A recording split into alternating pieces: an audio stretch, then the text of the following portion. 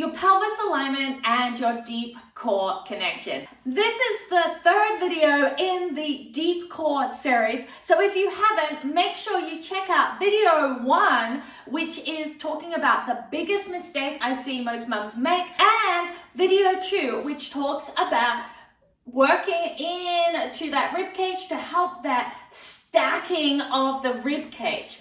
Alrighty. In this video, we're going to be talking about how your pelvic alignment impacts into your core connection and how your hamstrings can actually help you breathe better and get a better connection. But before we get into that, please make sure you've hit that subscribe button and the bell so that you are notified for my next video. Today we're going to be talking about activating our hamstrings. This is essential for getting our pelvis alignment right, which is required so that we can stack our rib cage over our pelvis and get that full deep core connection and get our abs and our pelvic floor really strong. At the end of this video, I'm going to be giving you one of my best cues in order to help with that back expansion in the breathing so that you can really get a great workout in. Alrighty, let's get going. The easiest way to get those hamstrings to activate is in a 90-90 position. You can do this with your feet against the wall or your heels on a chair. I find using the heels on the chair slightly easier to start with, and then I would progress to the wall. First thing you want to do is make sure that your quads and hip flexors and core are nice and relaxed. We do not want any tension in the abs to start with. Otherwise, you may be gripping down into that rib cage. If you need some help to stop the gripping, make sure you go back to video 2 where I teach you how to release into the back to help bring that rib cage naturally down. Now, I want you keeping your hands on your quads so that they're nice and relaxed and making sure that those glutes are nice and relaxed.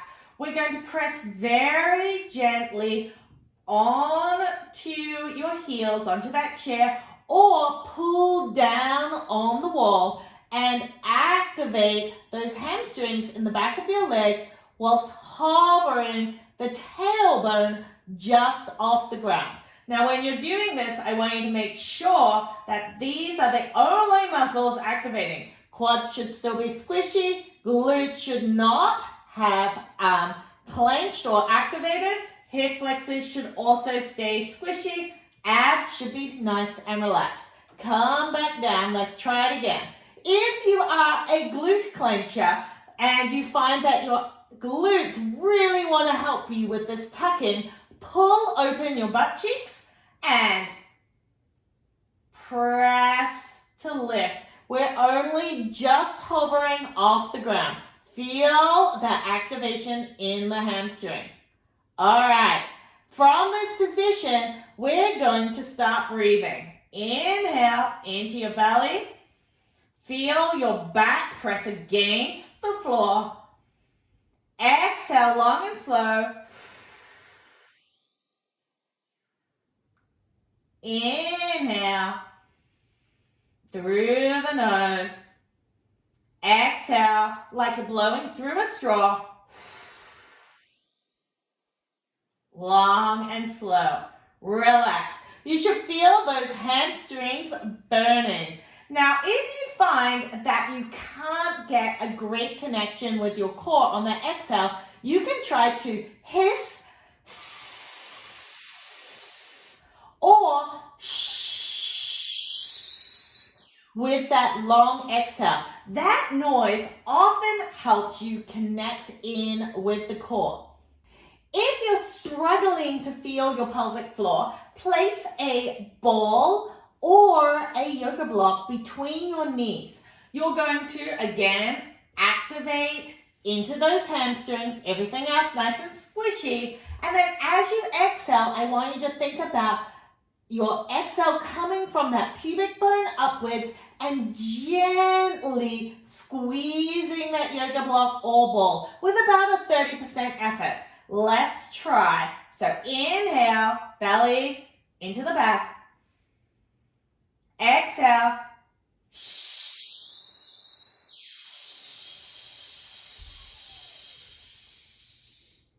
Inhale, belly back towards the ground.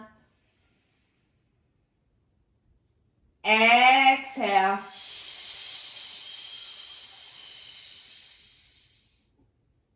Relax. Great work. If you're struggling with that inhale with your back going to the ground, I'm going to give you a great cue for that in a moment. Rib cage wanting to flare up, make sure you go back to video 2 and release under that rib cage, and then you can use the trick from week 2 with the band and reach with your serratus, press into the hamstrings, and inhale, exhale,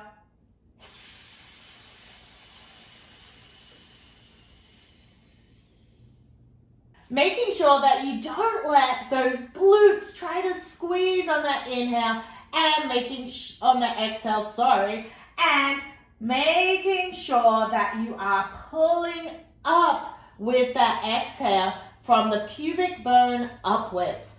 Alrighty, so I said I would give you a trick for helping that expansion into the back.